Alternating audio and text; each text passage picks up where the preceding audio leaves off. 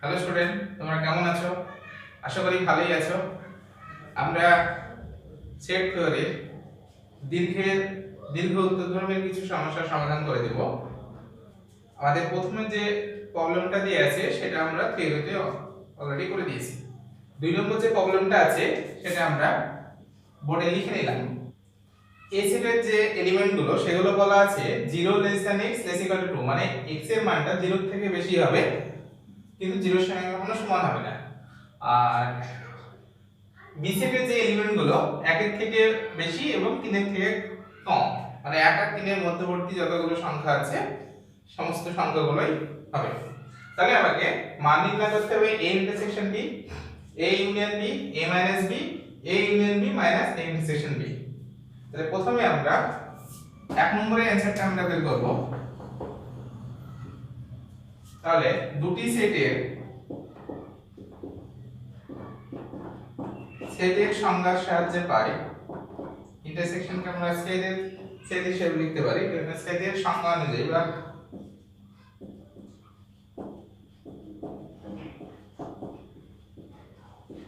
সংজ্ঞা থেকে পাই বা সংজ্ঞা অনুসারে পাই বা সংজ্ঞা অনুযায়ী পাই a ইন্টারসেকশন b, এর সঙ্গে আমরা কি লিখতে পারি x such that x belongs to a and x belongs to b। এটা আমরা লিখতে পারি যে a ইন্টারসেকশন b মানে x such that x belongs to a এবং x belongs to b, মানে x যে পদটা সেটা a তেও থাকবে এবং b তেও থাকবে। আমরা যদি এই দুটো সেটের একটা সংখ্যা রেখার সাহায্যে দেখাই তাহলে এটা আমরা 0, এটা 1, এটা 2, এটা 3, এখানে 4 আর সংখ্যাগুলো আছে পরপর লিখলাম। এই পাশে -1 -2 -3 এগুলো সংখ্যা রেখাই আমরা অনেক আগে শিখে গেছি। তো আমরা যেহেতু 0 থেকে 2 আর এখানে 1 থেকে 3 সেজন্য আমরা 0 থেকে 3 একটা পয়েন্টে বেশি লিখেছি। তো প্রথম হচ্ছে 0 থেকে 2, 0 থেকে 2 এর সংখ্যা রেখাটা যখন দেখাবো আমরা, এটা 0 আর এটা হচ্ছে 2 আর এটা হচ্ছে 3 আর 1, এইভাবে আমরা লিখে নিলাম প্রথমে বোঝার সুবিধার্থে।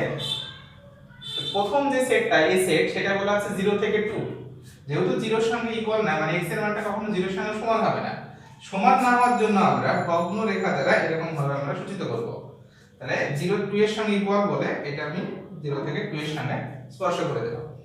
নেক্সট যে সেটটা আছে 1 থেকে 3, এটাও তাই ইকুয়াল নেই, তার জন্য আমরা এখানে দুটো ভগ্ন রেখা ব্যবহার করব।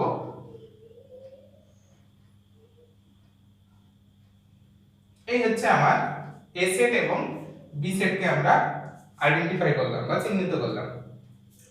প্রথম যে অ্যানসারটা আমাকে বের করতে হবে সেটা হচ্ছে যে a এবং b সেটের মধ্যে কমন কি আছে। তাহলে a সেটটা আছে 0 থেকে 2 আর b সেটটা আছে 1 থেকে 3। তাহলে a সেট এবং b সেটের কমন হিসেবে 1 থেকে 2 এর মধ্যে থাকছে, তাই তো? এবার 1 থেকে 2 এর মধ্যে যখন লিখবো আমরা তখন দেখে নেব যে b সেটটা শুরু হচ্ছে 1 এর বেশি মান নিয়ে, 1 এর বেশি মান নেই, 1 এর সঙ্গে কিন্তু সমান নয়। তাহলে আমরা এদের এটা বিস্তারটা পাচ্ছি x such that 1 less than x less equal to 2 হবে, কারণ এই b সেটটা শুরু হচ্ছে 1 এর থেকে বেশি মান নিয়ে আর শেষ হচ্ছে 3 এ, কিন্তু a সেট শেষ হচ্ছে b এ। তাহলে আমার এই অংশটুকুকে আমরা কমন অংশের মধ্যে আইডেন্টিফাই করতে পারছি। তাহলে a ইন্টারসেকশন b সমান আমরা পেলাম x such that 1 less than x is equal to 2। এবার আমরা 2 নম্বরের প্রবলেমে যাব। সেখানে 2 নম্বরটা লিখছি এবার আমরা। তাহলে এবার কি লিখব, দুটি সেটের যোগের সংজ্ঞা অনুযায়ী পাই, তাই না, ইউনিয়ন। তাহলে এখানে লিখব দুটি সেটের যোগের সংজ্ঞা অনুযায়ী পাই। একই ছবিতেই আমরা প্রবলেমগুলো সলভ করতে পারি। a ইউনিয়ন b, তাহলে এখানে আমরা লিখব x such that x belongs to a আর এর চিহ্ন এটা x belongs to b, এটাকে আমরা অথবাও লিখতে পারি, আগেই বলা হয়েছে সংজ্ঞাতে। এবার দেখে নেব ইউনিয়ন মানে যোগ, যোগ বলতে কি না তো কমন যে পদগুলো সেগুলো আমাকে একবার লিখতে হবে, বাকি যত আনকমন এলিমেন্ট আছে বা পদ আছে সবগুলোকে আমার সেটের মধ্যে রাখতে হবে। তাহলে এখানে আমরা দেখে নিই অ্যানসারটা আমাদের কি আসতে পারে। তাহলে x has that টোটাল 0 থেকে 2 হচ্ছে আমার প্রথম সেটটা, দ্বিতীয় সেটটা শুরু হচ্ছে 1 থেকে 3। তাহলে আমরা 0 থেকে 3 যদি নিই টোটালটা, তাহলে আমাদের যোগ হয়ে গেল। কিন্তু সেইখানে আমরা কি করব যে 1 এবং 2 দুটো সেটের মধ্যে রিপিট আছে, মানে ডাবল আছে, এটা একবার লিখবো। তাহলে যেহেতু 0 থেকে 3 এর মধ্যে আমার সমস্ত অংশটা কভার হয়ে গেছে, তাহলে এটা আমরা লিখবো 0 less than x less than 3, কারণ 0 এর সঙ্গে ইকুয়াল হবে না, 3 এর সঙ্গে ইকুয়াল হবে না, বলা আছে 0 এর সঙ্গে এখানে ইকুয়াল নেই, 3 এর সঙ্গে ইকুয়াল নেই। এবার আমরা 3 নম্বর যে প্রবলেমটা দেয়া আছে a b আমাকে নির্ণয় করতে হবে। তাহলে এখানে আমি লিখে নিলাম, তাহলে এই জায়গাটা একটু চেঞ্জ করে লিখে দেব। এটাতেই আমরা লিখতে পারবো দুটি সেটের অন্তরের সংজ্ঞা অনুযায়ী বা অন্তরের সংজ্ঞা থেকে পাই, মানে যেহেতু বিয়োগ চিহ্ন আছে অন্তরের সংজ্ঞা অনুযায়ী পাই, সেখানে আমরা এটা যদি চেঞ্জ করে লিখি a b x such that x belongs to a and x does not belongs to b। a b মানে আমরা এটাই জানি যে এলিমেন্টটা পরের সেটে কখনো থাকবে না, x টা a সেটেরই পদ হবে, জাস্ট b সেটটা বাদ যাবে কমন পদগুলো নিয়ে। তাহলে আমরা এখানে একবার দেখে নিই যে a সেটটা শুরু হচ্ছে 0 থেকে 2, b সেটটা শুরু হচ্ছে 1 থেকে 3। b সেটের যে পদটা শুরু হচ্ছে আমার 1 থেকে 3। তাহলে a b সমান আমরা কত পাবো? তাহলে আমি বিয়োগের বা অন্তরের সংজ্ঞাতে এটা বলেছি যে পরের যে সেটটা আমরা বিয়োগ করব সেই সেটটা টোটালি বাদ যাবে। তাহলে a সেটটা লিখবো, লেখার আগে দেখে নেব যে a এবং b সেটের মধ্যে কমন কি পদ আছে। তাহলে a সেটটা যখন a সেটটা যখন b সেটটা বাদ দিচ্ছি তখন b সেটটা একের বেশি পদ নিয়ে চলে যাচ্ছে, বা মানে একের বেশি পদ নিয়ে চলে যাওয়া মানে এক a সেটের মধ্যে থাকছে। তাহলে সেটা আমরা লিখতে পারবো x such that 0 less than x is equal to 1, কারণ এই 1টা একের মধ্যে অন্তর্ভুক্ত হয়ে যাচ্ছে। তো এটা আমরা পেয়ে গেলাম। এবার আমরা 4 নম্বর যে প্রবলেমটা দেয়া আছে a union b minus a intersection b, এটার মান নির্ণয় করতে হবে। তাহলে আমরা মিডিলে কি পাচ্ছি অন্তর, আবার তাহলে একই ভাবে লিখব দুটি সেটের অন্তরের সংজ্ঞা থেকে পাই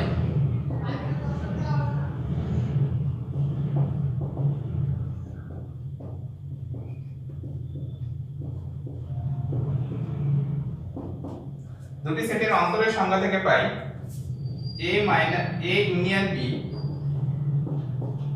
মাইনাস a ইন্টারসেকশন b। এটা সংজ্ঞা কি লিখতে পারবো x such that x belongs to a union b, কারণ প্রথম x টা প্রথম সেটে থাকবে, তো দ্বিতীয় সেটে থাকবে না, এন্ড হবে আমার x does not belongs to a intersection b। ঠিক আছে, এবার দেখে নিই এইটার অ্যানসার আমরা কি পাচ্ছি।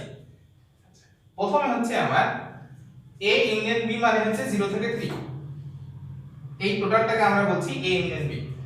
তো এখান থেকে আমরা বিয়োগ করছি a intersection b, a intersection b সমান আমরা পেয়েছিলাম 1 থেকে 2, এই পর্যন্ত আমি অ্যাকচুয়ালি বাদ দিতে চাইছি। তাহলে থাকছে কি 0 থেকে 1 থেকে যাচ্ছে, আর এই পাশে 2 থেকে 3 থেকে যাচ্ছে। তাহলে আমরা অ্যানসারটা এরকম ভাবে লিখব যে x such that 0 less than x less than 1। এবার দেখে নেব যে 1 এর সঙ্গে ইকুয়াল 1 বাদ যাচ্ছে না 1 এর থেকে বেশি মান বাদ যাচ্ছে। অ্যাকচুয়ালি এই ভগ্নরেখা মানেই হচ্ছে যে 1 এর থেকে বেশি মান। তাহলে 1টা এই যে 0 টু 1 এর মধ্যে থেকে যাচ্ছে, তাহলে আমরা এখানে ইকুয়ালটা ব্যবহার করব। এবং পরে দেখে যাচ্ছি যে 2টা আমার অ্যাকচুয়ালি বাদ চলে গেছে, তাহলে এই পরের অংশটা থাকছে 2 থেকে 3, তাহলে 2 less than x less than 3।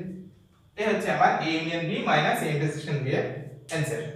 0 থেকে 1, 0 এর সঙ্গে ইকুয়াল নেই সেটা দিচ্ছি না, 2 থেকে 3।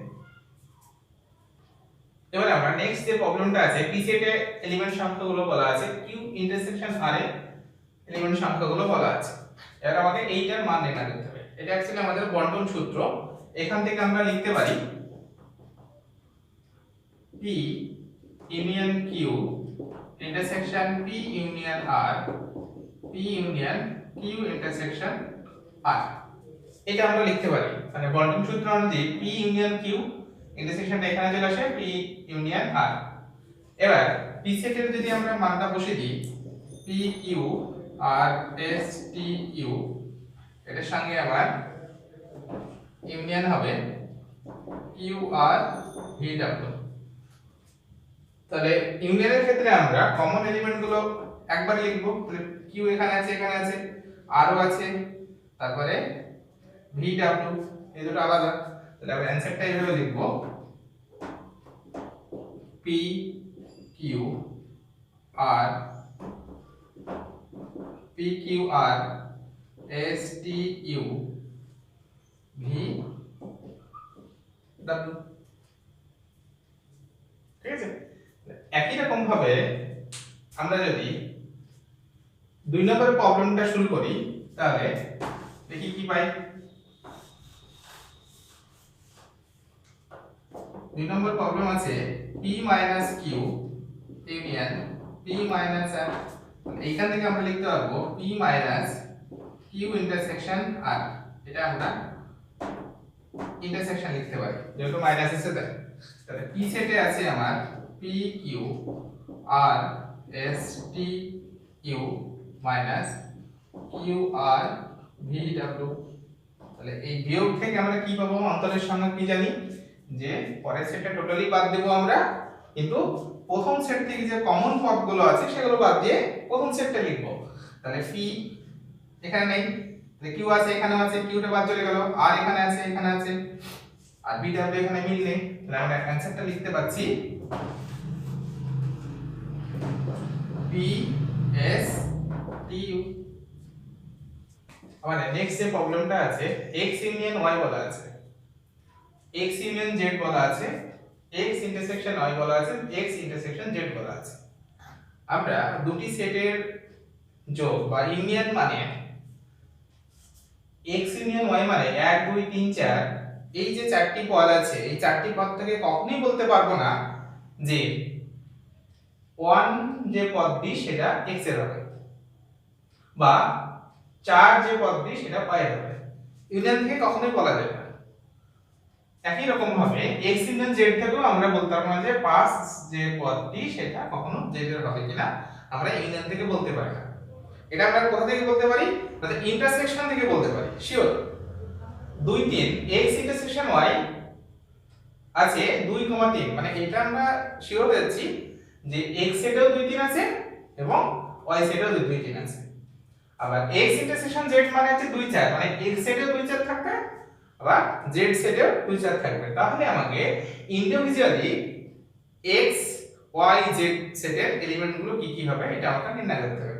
এটার জন্য যদি আমরা একটা ভেন ডায়াগ্রাম এঁকে নিই তাহলে খুব ভালো হয় বোঝানো।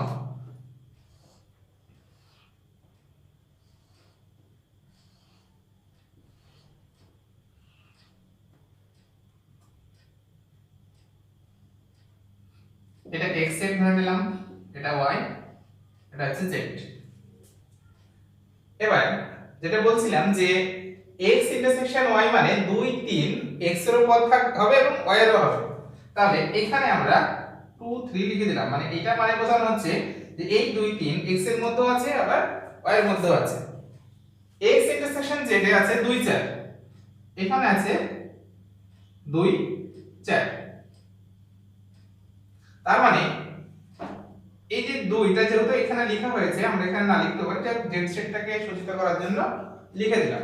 তাহলে এই 2, 4 বা 2 4 z সেটের মধ্যেও আছে আবার x সেটের মধ্যেও আছে। তাহলে এইটুকু আমরা কনফার্ম হয়ে গেলাম যে x সেটের এলিমেন্ট সংখ্যা 2 3 4, একই এলিমেন্ট ডবল লেখা যাবে না, 2 দুটো আছে একটা নিলাম। আচ্ছা, এবার আরেকটা ইউনিয়ন থেকে এবার আমরা দেখি কিছু ধারণা পাই কিনা। 1 2 3 4 এই চারটি এলিমেন্ট x ইউনিয়ন y এর মধ্যে আছে, তার মধ্যে 2 3 4 অলরেডি আমি x সেটের মধ্যে পেয়ে গেছি। তাহলে এই 1টা থাকার কোথায়, কোন সেটে থাকার কথা, পরের সেটে অর্থাৎ y সেটে। তাহলে y এরকম পজিশনে থাকবে, y এর মধ্যে 1 এই পজিশনে হয়তো থাকবে y এর স্থানে। আচ্ছা, x union z 2 3 4 5 2 3 4 already x এর মধ্যে আছে, তাহলে এই 5 যে পদটি সেটা z সেটে থাকবে। তাহলে এবার আমরা যদি x সেট এবং y সেট এবং z সেট গুলোকে আলাদাভাবে চিহ্নিত করি, তাহলে x সেটের পদ সংখ্যা থাকছে 2 3 4, y সেটের পদ সংখ্যা থাকছে 1 2 3, z সেটের পদ সংখ্যা থাকছে 2 4 5। এই হচ্ছে x y z এর নির্ণয় করতে হবে। এই হচ্ছে আমরা পেন ডায়াগ্রাম দিয়ে বোঝালাম। অঙ্কটা কিভাবে করা যাবে? তো x ইন্টারসেকশন y, এখান থেকে আমরা লিখে নেব x such that x belongs to x and x belongs to y। তারপরে এই 2 3 x এরও হবে আবার y এরও হবে। x ইন্টারসেকশন z, এটা যদি আমরা y দিয়ে লিখি y such that y belongs to x and y belongs to z, তাহলে অতএব x সেটের পদ সংখ্যা থাকছে 2 3 4, y সেটের পদ সংখ্যা থাকছে 1 2 3, z সেটের পদ সংখ্যা থাকছে 2 4 5।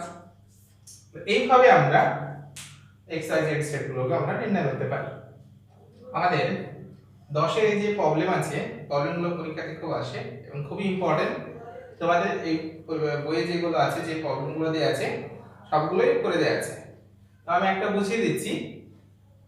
বন্টন সূত্র, প্রথমে যে সূত্রটা দেওয়া আছে সেটাকে বন্টন সূত্র বলা আছে। ইউনিয়নটা অ্যাকচুয়ালি বন্টন হচ্ছে, কিভাবে দেখে নাও। a union b intersection c, a union b ইন্টারসেকশনটা এখানে চলে আসছে a ইউনিয়ন c, মানে এই সূত্রটাকে আমরা বলছি বন্টন সূত্র। এবার আমরা যখন প্রমাণ করব তখন এখান থেকে এই পার্টটা যখন প্রমাণ করব তখন এইটা সাবসেট অফ এটা লিখব, আর এখান থেকে যখন এইটা প্রমাণ করব এইটা সাবসেট অফ এটা।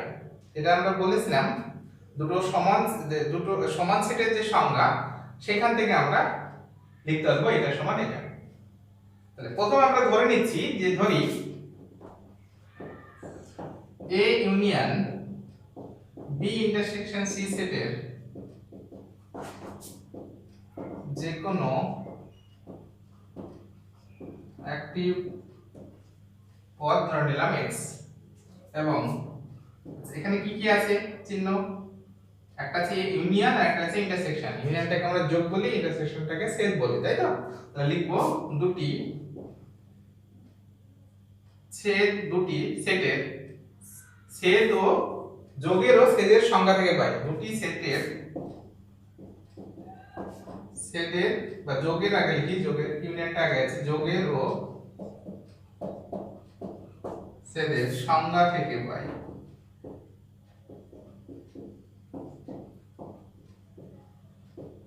এটা আমরা যা দেখবো এখানে সেই অনুযায়ী আমাদের লিখতে হবে। যদি প্রথমে থাকতো ইন্টারসেকশন তারপর ইউনিয়ন, তাহলে কি লিখতাম ছেদ ও যোগের সংজ্ঞা থেকে, ঠিক আছে? যদি মাইনাস থাকতো তাহলে লিখতাম অন্তরের সংজ্ঞা থেকে। এগুলো তোমরা দেখেই বুঝতে পারবে যে কি লিখতে হবে। ভাষাটা খুব বেশি কঠিন না, প্রত্যেকটা যখন লিখতে প্র্যাকটিস হয়ে যাবে অটোমেটিক এটা লেখা যাবে।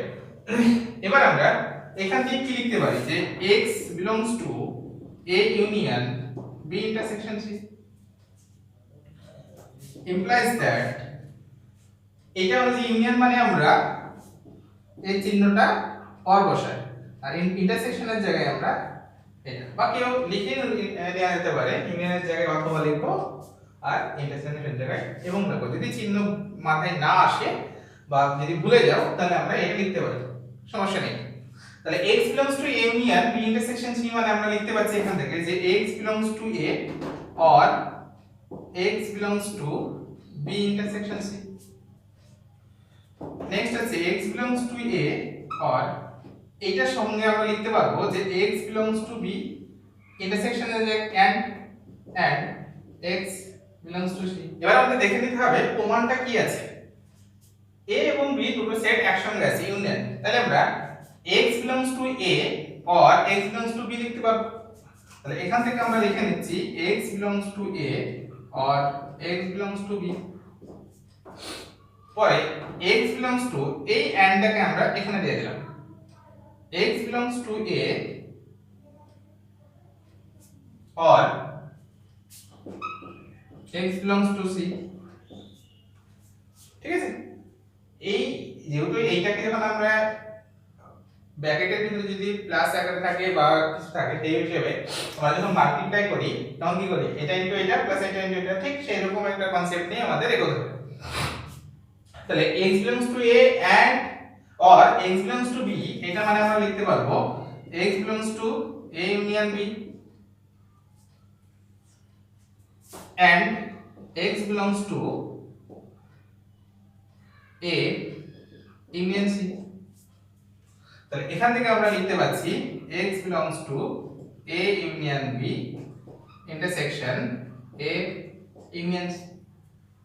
যেটা বলছিলাম যে আমরা এই সেটটা থেকে আমরা এই সেটটা যত পেলাম, তাহলে যেহেতু ধরে নিয়েছি x belongs to এটা, লাস্টে প্রমাণ করছি x belongs to a union b intersection a union c অর্থাৎ সেকেন্ড পার্টটা, তাহলে আমরা এইটা a সাবসেট b যে ডেফিনেশনটা ছিল সেখানে কি লিখতাম, x belongs to a implies that x belongs to b, মানে x টা যদি a তে থাকে b তে মাস্ট থাকবে, যদি থাকে তাহলে আমরা অবশ্যই a সাবসেট b লিখতাম।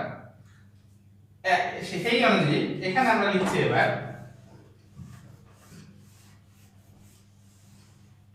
a union b intersection c subset a union b intersection a union c, এটা আমরা এক নম্বর দিলাম। এবার কি করব, আমরা এই যে সেকেন্ড যে পার্টটা ছিল এখান থেকে এবার আমরা এই পার্টটা প্রমাণ করব। সেখানে কি লিখব, ধরি a union b intersection a union c সেটের যে কোনো একটি পদ y, তারপরে আমরা ঠিক ব্যাক ক্যালকুলেশনে এখানে আসতে পারলে আমাদের হয়ে যাবে। সেটার কিছু প্রমাণ আছে, আমরা ব্যাক ক্যালকুলেশন করে আসতে পারি, এটা ট্রিক্স বলা যেতে পারে। ম্যাক্সিমাম সেটের প্রমাণগুলোর ক্ষেত্রে এটা আমরা করতে পারি এরকম। তাহলে জাস্ট এলিমেন্টটা চেঞ্জ হবে। তাহলে কি লিখব, ধরি second part a union b intersection a union c সেটের যে কোনো একটি পদ ধরে নিলাম y। তাহলে আমরা সংজ্ঞাতে কি লিখতে পারবো, এখানে তাই যোগ এবং ছেদের সংজ্ঞার সাহায্যে পাই কথা লিখতেই পারি, বা না লিখলে কোনো সমস্যা নেই। তাহলে y belongs to a union b intersection a union c। আমরা এই যে পার্টটা আমি রেখে দিয়েছি ব্যাক ক্যালকুলেশনে করার জন্য, অ্যাকচুয়ালি বোঝানোর জন্য তোমাদের কিভাবে বোঝাচ্ছি দেখো, এইখানে যে y আছে y belongs to এটা, আমি এটা ভেবে নিই, মানে x এর স্থানে যদি আমরা y ভেবে নিই তাহলে দেখো y belongs to a union b intersection a union c। এইটা এখান থেকে আমি এই পজিশনে দাঁড়িয়ে আছি, এখান থেকে এই পার্টটা লিখবো। ফার্স্টে কি লিখবো, দেখো y belongs to a union b and y belongs to a union c। তারপরে যে পার্টটা লিখবো x belongs to a or x belongs to b, সেই জায়গায় লিখবো y belongs to a or y belongs to b and y belongs to a or y belongs to c। Just x এর স্থানে y বসিয়ে দিয়ে আমি ঠিক এইটা প্রমাণ করে আসতে হবে। তাহলে আমাদের কি হলো, যে সেটের কিছু প্রমাণ আছে যেগুলো আমি একটা জাস্ট যদি প্রমাণ করতে পারি, ঠিক অপর যে প্রমাণটা ব্যাক ক্যালকুলেশন করে দিলে আবার চলে আসে। তাহলে আমরা শুরু করি, এটা দেখো তোমরা করতে পারবে, কোনো সমস্যা নেই। তাহলে প্রথমে যদি আমরা এটা ভেবে নিছিলাম যেটা বলছিলাম, তাহলে পরের পার্টটা নিশ্চয়ই এটা লিখবো। তাহলে এখান থেকে লিখছি দেখো y belongs to a union b, এখানে কি চিহ্ন আছে and, এখানে intersection and y belongs to a union c। তাহলে এই লাইনটা আমার কমপ্লিট হলো। এই যে লাইনটা এটা আমরা এবার কি লিখবো, y belongs to a or y belongs to b, এটা লিখলাম। এখানে and আছে, and বসালাম। আবার y belongs to a or y belongs to c, এই লাইনটা কমপ্লিট হলো।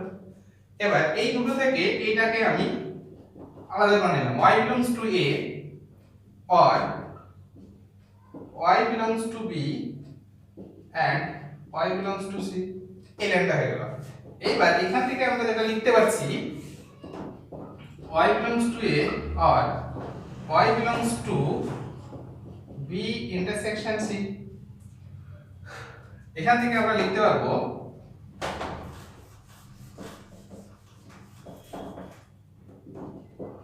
বিলংস টু পর আছে ইউনিয়ন বি ইন্টারসেকশন সি। তাহলে ওয়াইটা ধরেছিলাম A union B intersection A union C, পেয়ে গেলাম ফার্স্ট পার্টটা। তাহলে এখান থেকে আমরা লিখতে পারবো A union B intersection A union C subset of A union B intersection C. এটা আমি 2 নম্বর দিলাম। 1 ও 2 নম্বর থেকে দুটি সমান সেটের সংজ্ঞার সাহায্যে পাই। 1 ও 2 নম্বর থেকে দুটি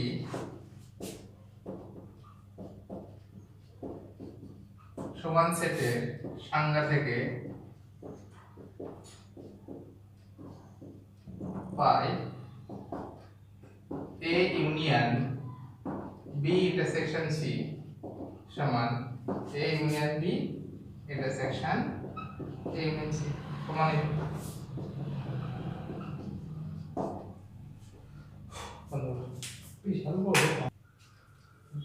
এগারো নম্বর যে প্রবলেমগুলো আছে সেখানে দুটো সেটের বা তিনটি সেটের বীজগণিতিক সূত্রাবলী যেগুলো আমি লিখে দিয়েছিলাম সেগুলোর সাহায্যে প্রমাণ করতে হবে এখান থেকে এটা সমান পাই। বীজগণিতিক সূত্রাবলী পূরক সেট যে ডেফিনিশন দিয়েছিলাম সেটা থাকতে পারে, অন্তরের দুটো সেটের যে অন্তর সেই ডেফিনিশনগুলো আমার এখানে লাগবে। তাহলে প্রথমে যেটা আছে আমরা যদি এনালাইসিস থেকে শুরু করি, তাহলে a intersection b minus a, তাহলে আমরা a intersection b minus a সমান আমি বলেছিলাম b ইন্টারসেকশন a এর কমপ্লিমেন্ট লিখতে পারি। এখান থেকে আমরা a ইন্টারসেকশন a এর কমপ্লিমেন্ট ইন্টারসেকশন b লিখতে পারি। তাহলে a ইন্টারসেকশন a এর কমপ্লিমেন্ট মানে দেখি এটা হচ্ছে a সেট, আর এর কমপ্লিমেন্ট মানে এই বৃত্তটা বাদ দিয়ে ফাঁকা অংশটা। তাহলে এই দুটোর তো কমন অংশ পাবোই না আমরা, বৃত্ত আর যে ফাঁকা অংশ থাকছে। তাহলে আমরা এখান থেকে এটা সমান আমরা পাই লিখতে পারবো। আর শূন্য সেটের সাথে পূর্ণ সেটের ইন্টারসেকশন মানে নিঃসন্দেহে সেটা শূন্য সেট আইএসএস।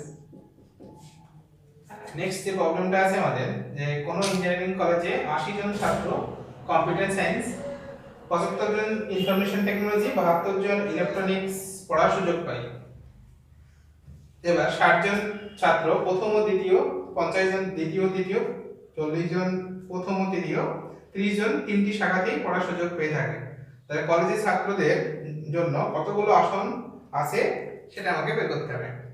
তাহলে প্রথমে আমরা ধরে নিব, ধরি কলেজে ছাত্রছাত্রীদের পড়ার সুযোগ হওয়ার ঘটনার সেটকে ABC দ্বারা সূচিত করলাম। ধরি কলেজে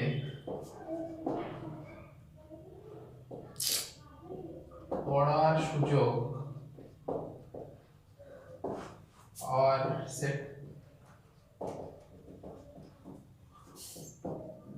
সেটগুলি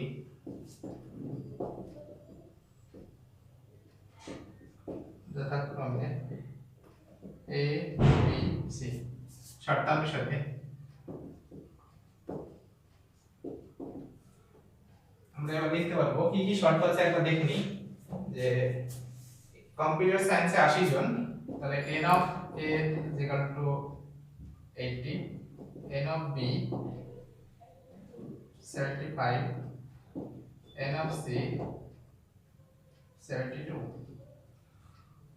n of A intersection B, n of B intersection C, C intersection A, এগুলো সবগুলোই বলা আছে, এগুলো আমরা লিখে নেব। এবার আমরা তিনটি সেটের যোগের যে সূত্র সেটা লিখে নিচ্ছি। n of A plus n of B n of C minus n of A intersection B minus n of B intersection C, A intersection C plus A intersection B intersection C। মানগুলো বসাবো। প্রথমেরটা হচ্ছে 80, 75, 72 minus 60 minus 50 minus 30 40 minus plus 30। তাহলে যদি আমরা calculation করি আমরা পেয়ে গেলাম 107। তাহলে 107 জন আমার ভর্তি হওয়ার সুযোগ পাবে। নেক্সট যে প্রবলেম আছে আমাদের, এ সেটে A1 union A2 dot dot dot A30 মানে 30টা এরকম পদ আছে এবং প্রতিটি সেটিতে 5টি করে পদ আছে, তাহলে মোট কত হবে 30 * 5 150টা। আচ্ছা, কিন্তু এস সেটের প্রতিটা পদ আবার 10টি এস সেটের মধ্যে আছে, তাহলে এস সেটের পদের সংখ্যা কত দাঁড়াবে 150/10 সমান 15টি। একই রকম ভাবে বি সেটের যে n সংখ্যক পদ আছে, তাই অনুরূপভাবে প্রমাণ করা যায়, অনুরূপভাবে লেখা যায় বি সেটে এস সেটের পদ সংখ্যা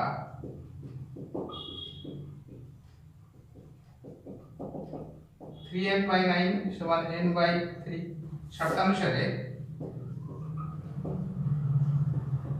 n/3 সমান 15, n সমান আছে 45, তাহলে n এর মান হচ্ছে 45, অর্থাৎ n এর মান নির্ণয় করতে চেয়েছে, n এর মান হচ্ছে 45। তাহলে আমাদের সেট থিওরির যে প্রবলেমগুলো ছিল সেগুলো আমরা কমপ্লিট করলাম।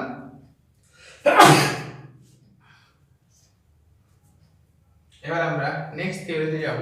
কারো যদি কোনো প্রবলেম থাকে তাহলে কমেন্ট বক্সে জানিও, আমার নেক্সট ভিডিও করে আমরা আবার আপলোড করব।